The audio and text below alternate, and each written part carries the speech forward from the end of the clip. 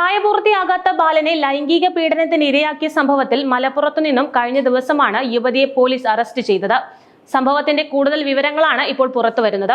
Tirur BP അങ്ങാടി സ്വദേശി സാബിക്കിന്റെ ഭാര്യ സത്യഭാമ ബാലനെ പീഡിപ്പിച്ചത് 4 വർഷത്തോളം എന്നാണ് പുറത്തുവരുന്ന റിപ്പോർട്ട്.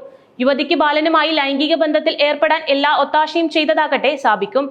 ഇയാൾ ഒളിവിലാണെന്നാണ് പോലീസ് വ്യക്തമാക്കുന്നത്. പാലക്കാട് കല്ലടിക്കോട് വാക്കോട് കോളനി സ്വദേശിനിയാണ് അറസ്റ്റിലായ സത്യഭാമ. 30-കാരിയായ സത്യഭാമ 2021 മുതലാണ് കുട്ടിയുമായി ലൈംഗിക ബന്ധത്തിൽ ഏർപ്പെട്ടു തുടങ്ങിയത്. ലഹരി വസ്തു നൽകിയ ശേഷമായിരുന്നു പീഡനം. യുവതിയുടെ ഭർത്താവ് ഈ ദൃശ്യങ്ങൾ ഫോണിൽ പകർത്തി.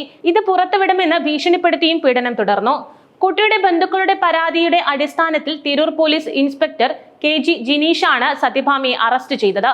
ഭർത്താവിന്റെ പേരിലും പോലീസ് കേസ് എടുത്തിട്ടുണ്ട്. ഇയാൾ ഒളിവിലാണെന്ന് പോലീസ് പറഞ്ഞു. പോക്സോ വകുപ്പ് ചുമത്തിയാണ് യുവതിയെ അറസ്റ്റ് ചെയ്തത്.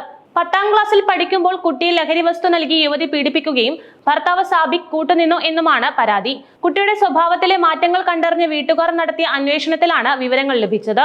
തുടർന്ന് കുട്ടിയുടെ ബന്ധുക്കൾ തിരൂർ പോലീസിൽ പരാതി നൽകുകയായിരുന്നു.